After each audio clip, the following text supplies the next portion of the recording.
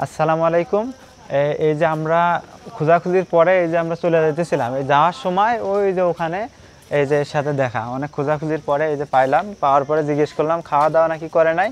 আবার এই যে খাবার নিয়ে আসলাম, এই যে খাবার নিয়ে একটু ফাঁকার দিকে আসলাম আমরা, কারণ এর সাথে আজকে অনেক বোঝাপড়া আছে। এই বসো তুমি। বলতেছি তোমার সে কই, জ্যাকেট কই? জ্যাকেট হারিয়ে ফেলেছি। জ্যাকেট হারাই ফেলছো? আর কম্বল? কম্বলটা বেশি দিছি। কম্বল বেচে দিছো? তো কম্বল যে তুমি বিক্রি করে দিছো, তাই এখন তোমার শীতে কষ্ট হয় না? ওই যে আরেকটা পাতলা কম্বলে ঘুমাচ্ছি, যেটা নিচে পারতাম। কয় টাকা বেচছো কম্বল? হলো 300 টাকা। 300 টাকা? তা আমি যে 1300 টাকা দা কম্বল কিনে আনলাম, তুমি সেই কম্বল 300 টাকায় বেচে দিলা? আচ্ছা যাক, ওইটা বিষয় না, বিষয়টা হচ্ছে যে আমরা যা কিছু করি মন থেকেই করি। তো এখন তুমি যে এই কম্বলটা বিক্রি করে দিছো, এখন তো তোমার এই শীতে কষ্ট হইতেছে, এই যে আজকেও তুমি শীতে কাঁপতেছো, হ্যাঁ? তো এই রাতে তুমি ঘুমাবা কিভাবে? ওখান পাটি ভাড়া নেবো 40 টাকা। ওখান থেকে আবার ভাড়া নিবা? টাকা আছে? না। তা টাকা নাই তাহলে কিভাবে ভাড়া নিবা? পকেটে 20 টাকা আছে, আর 20 টাকা ম্যানেজ করতে হবে। কম্বল কার কাছে বিক্রি করছো? ও হলো ওই ওরিক পানে আছে, বুঝেছো? হ্যাঁ। তারপরে হলো এখন ঘুম পড়ে সকালে যেতে হবে, যে হলো 300 টাকারই নিয়ে আনতে হবে, তাছাড়া দেবে না। কোন জায়গায় সেটা? এই এমনি। তো এই হয়েছে অবস্থা। এর এই শীতে আগের দিন যে কাঁপতেছিল আপনারা দেখছেন, সেটা দেখাই এর জন্য আমরা বাজার থেকে দৌড়ে যাওয়া কম্বল বালিশ এইগুলা কিনে দিয়ে গেছিলাম, সেটা নাকি বিক্রি করে ফেলছে, খুবই দুঃখজনক। আর আচ্ছা, তুমি যে বললে তোমার কেউ নাই, আমরা তো সব খোঁজ খবর নিলাম তোমার বিষয়ে। তোমার মা আছে, তোমার নানি আছে, হ্যাঁ? আর তোমার বাবা নাই, এটা শুনলাম। তা তোমার মার কাছে যাও না কেন? মা রাখে না, তাই জন্যে। মা রাখে না? আমরা তো শুনলাম যে তুমি থাকো না। মা রাখে না। হ্যাঁ, মা রাখে না, সত্যি কথা বলো। বদমাইশ মা। তোমার মা বদমাইশ? কেন, তোমার মা আব্বা কি ভালো। করছে? আব্বা ভালো। তোমার আব্বা ভালো ছিল? হ্যাঁ, তোমার আব্বু আছে? না, মই গেছে মেলা বয়সে মেয়ে। তো আমরা এর বিষয়ে অনেক খোঁজ খবর নিছি, আমরা যতটুকু জানতে পারছি যে ওর মা আছে। ও আগের দিন বলছিল যে ওর মা নাই, ওটা মিথ্যা কথা বলছে। ওর মা আছে, ওর মার অন্য জায়গায় বিয়ে হয়েছে, সেখানে এর নিয়ে রাখে, এ নাকি থাকে না, আমরা যতটুকু জানতে পারছি। তারপরে আরেকটা বিষয়, এর একটা এতিমখানায় ভর্তি করে দিছিল, সেখানেও থাকে নাই, সেখানেও পড়াশোনা করতে দিছে, সেখানেও পড়াশোনা করে নাই, চলে আসছে।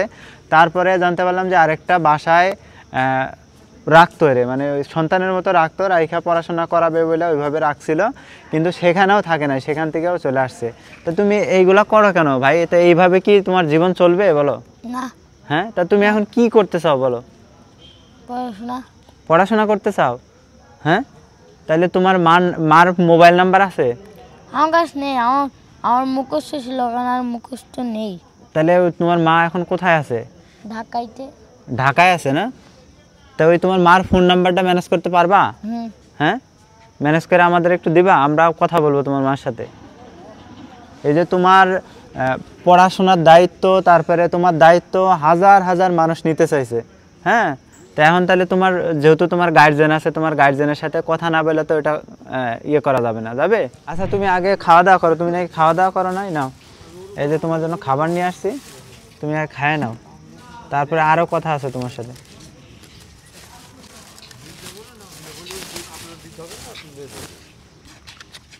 না, আগে হাত দাও, হাত দিয়ে তারপর খাওয়া দাওয়া করো।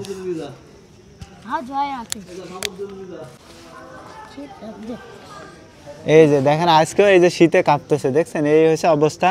ওরে আমরা এই যে কম্বল দিয়ে গেলাম, তারপরে একটা ভাই একটা জ্যাকেট কিনা দিল, সেই সবগুলা নাকি বিক্রি করে ফেলছে। জ্যাকেট বিক্রি করছে না হারাইছে? সত্যি কথা, এই যে খাইতে খাইতে কিন্তু মিথ্যা কথা বলতে না।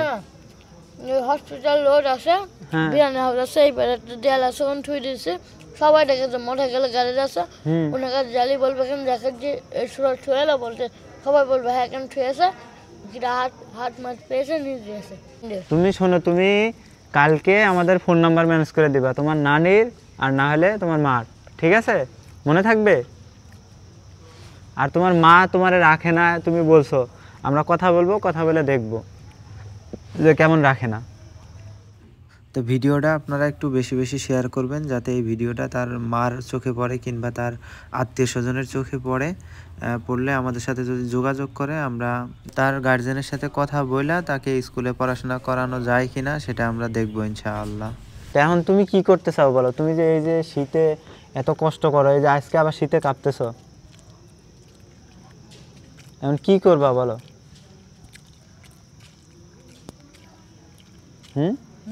কি করবা এখন বলো? ও কালকে নাম্বার নিয়ে দেবো নি। হ্যাঁ, তাহলে কার নাম্বার আইনা দিবা? মার যদি নানি হয় যা। হ্যাঁ, যে কোনো একজনের নাম্বার আইনা দিবা, আমরা কথা বলবো। কথা বলে ওই তোমার নানি কিংবা তোমার মার মাধ্যমেই আমরা যে কোনো একটা স্কুল কিংবা মাদ্রাসায় ভর্তি করে দিব। এবং তোমার এই খরচ হাজার হাজার মানুষ বহন করতে চাইছে। যদি তুমি সুন্দর মতো মানুষ হও, তাহলে তোমার পেছনে খরচ করবে, না হলে কেউ তোমার পাশে দাঁড়াবে না। পানি খাও না? শীত লাগবে পানি মনে। শীত লাগে? তো শীত তো লাগবে, তোমার যে সোয়েটার কম্বল এগুলো দেওয়া হলে তুমি সব বিক্রি করে ফেললা। না, ভিতরে ওই যে গেঞ্জি পরেছিলাম না, ওই গেঞ্জি ভিজে গেছে, তাই জন্য হাত এমন করতে হয়েছে, একদম ঠান্ডা। তো এখন কি করা লাগবে তোমার জন্য বলো?